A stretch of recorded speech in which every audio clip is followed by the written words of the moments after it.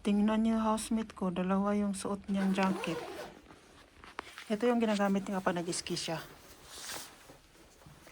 Ah, lamig na lamig siya, besh. Ayan yung pangalawa. Kapag lamigin ka pa, iwan ko na lang. Makapal to. Sobrang laki niya, tingnan. So tara mga besh, ikot-ikot tayo dito sa Zoberets. Ayan yung harap ng accommodation. Tapos andun sa unahan yung ski park. Andun. Doon.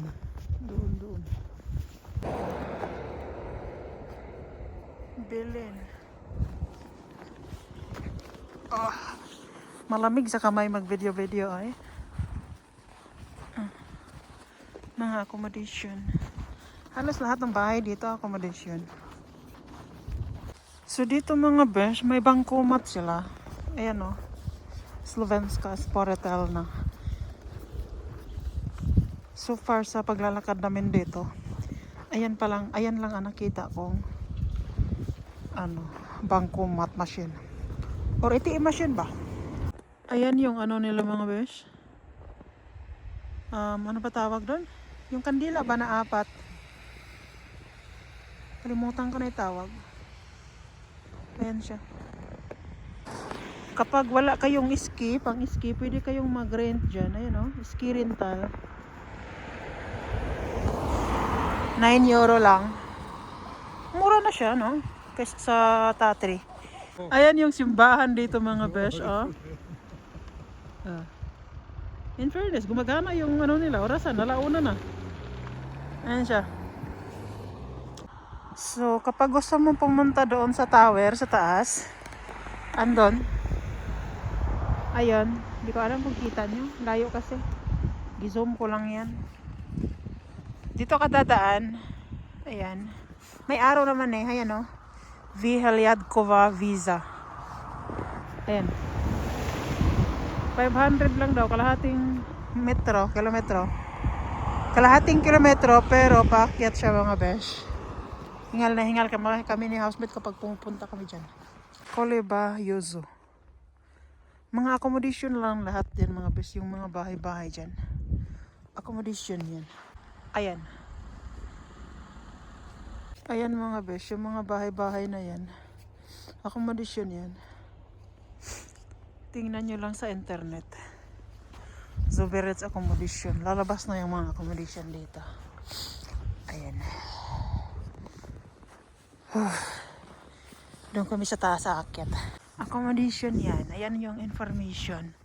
At saka contact number.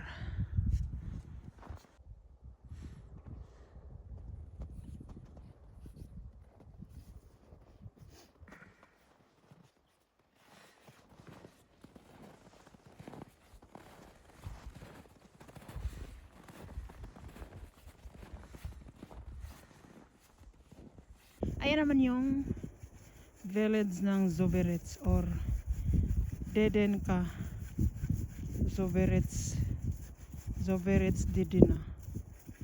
Ayan siya mga besh.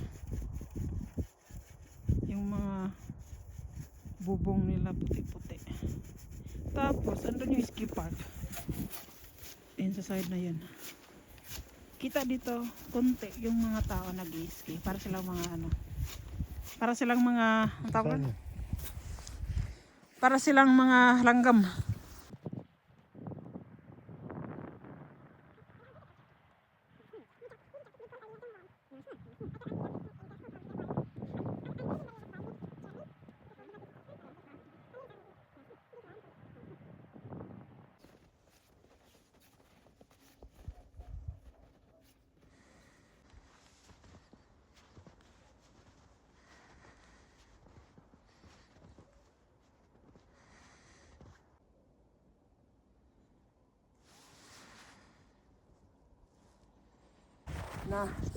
Nauhaw, nagutom na ako. Tingnan niyo yung mukha ko. Oh my God, pulang-pula na siya mga besh. Oh. Tingnan niyo. Ang ganda ng view na to kapag may araw. Lalo na doon, no? Ayan. Wala kasi araw, ay. Ay, hiningal na ako. Wala ba upuan dyan? Kaya inom tayong tea. May dala kaming tea, eh. Sabi ko kay housemate, sana hindi tayo makasalubong yung ano dito. Wild beer na naluwang na. Hindi na ba kayo takadagan kay bugat niya itong mga jacket. Kanya ikaw, duha ka buhok ng jacket na bahala ka diha kanoong gadukas beer. Pero mga bish ba? Asa ka tong belyag ka nag-ingon? O panahon mo nakitaan. Ikapoy na ko. Lumuha na kayo na ako naong, oy. Ay, Diyos ko. Pangit pag mahangin mga besh, tapos minus, masakit sa mukha yung hangin.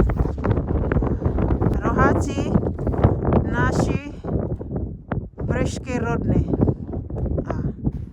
Ayan mga besh. Ay shit, ang lakas ang hangin. Tapos stop na kayo. Good morning mga besh. So, alis na tayo. Sama kayo. Pupunta na tayo sa Rohatski Dolina. I-try namin puntahan yung Rohatski Budupad. Kapag nakarating kami doon, o kapag nakapunta kami doon ngayon, is dalhin ko kayo. Para makita nyo doon. So yeah, ayan yung suot ko. Hindi halatang lahat galing sa okay-okay. So tara na mga besh, alis na tayo. Yung housemate ko is nag-ano pa siya, nagtatanggal ng bigote. Tinikilay ko, magkikilay pa ba tayo? Tara.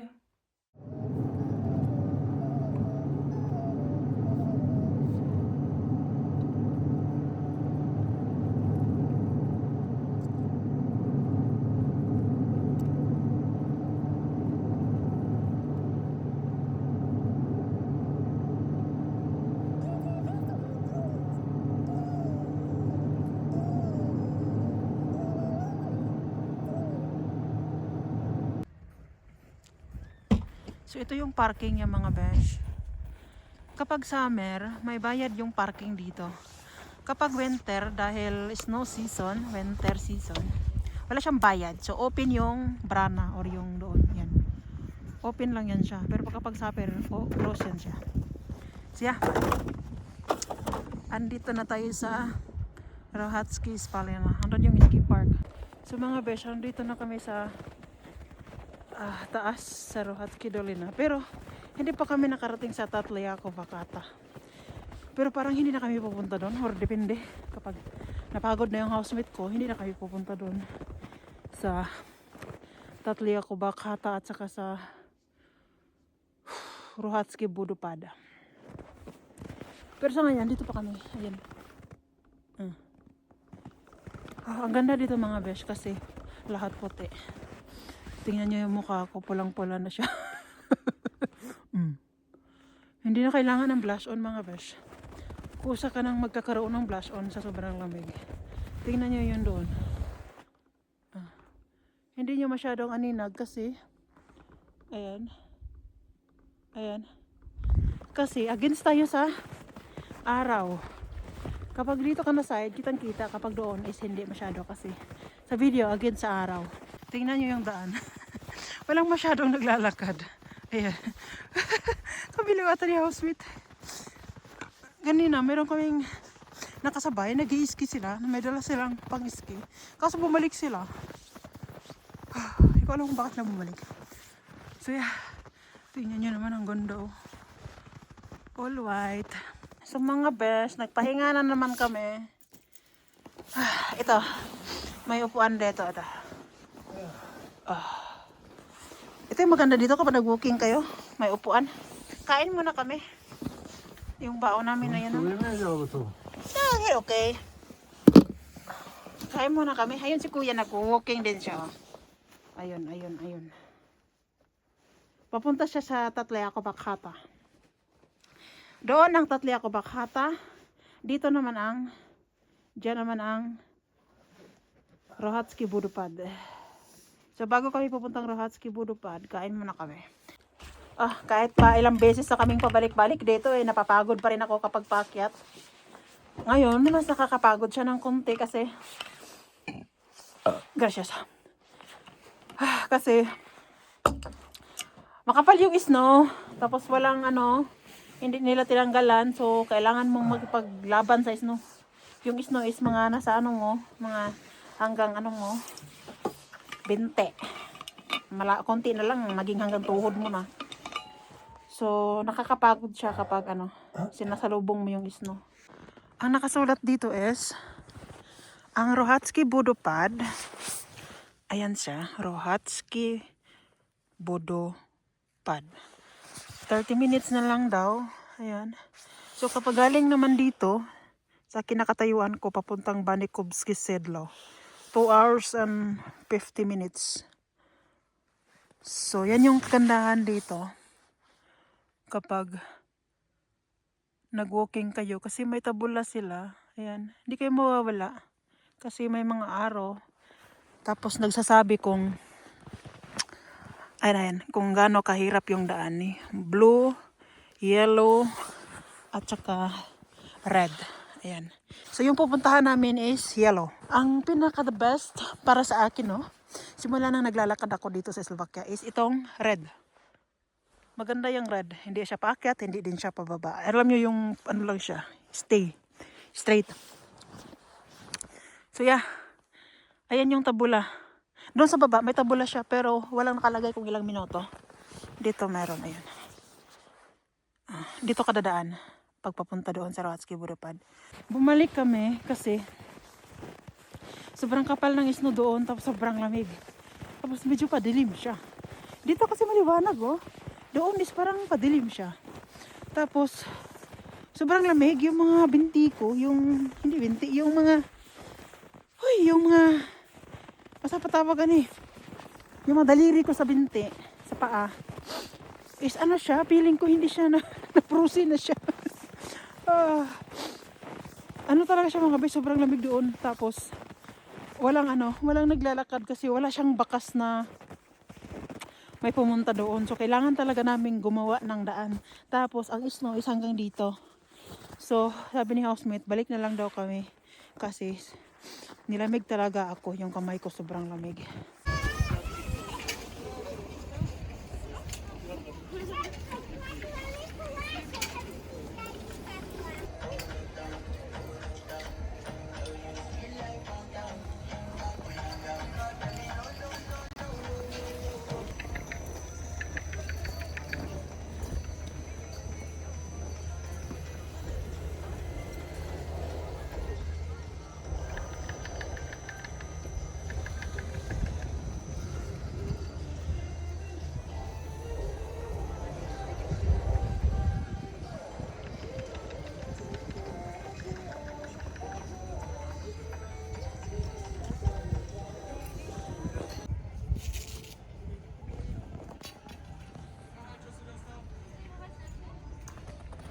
Mga bes, andito na pala kami sa bahay, no? Nagluto na ako ng chicken. Tingnan nyo. Ang init. Ayan siya. Nag-oven ako ng chicken. At nagluto na din ako ng pansit. Tada!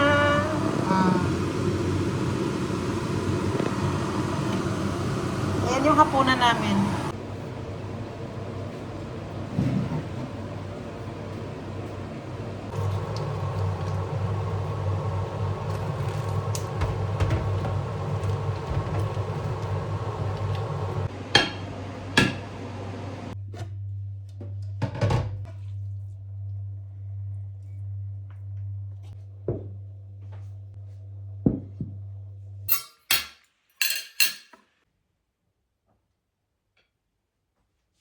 At ayan na yung hapunan namin mga besh. Pancit is life for me. Patatas is life naman si housemate. At saka yung chicken sa aming dalawa. So kain na tayo mga besh. Today is our last day dito sa accommodation. Tinan mo to si housemate. Binibigay niya sa akin yung mga balat ng manok. Ano tayo papayat nito? Karaming kolesterol yan, oy. Masarap yung patatas niya.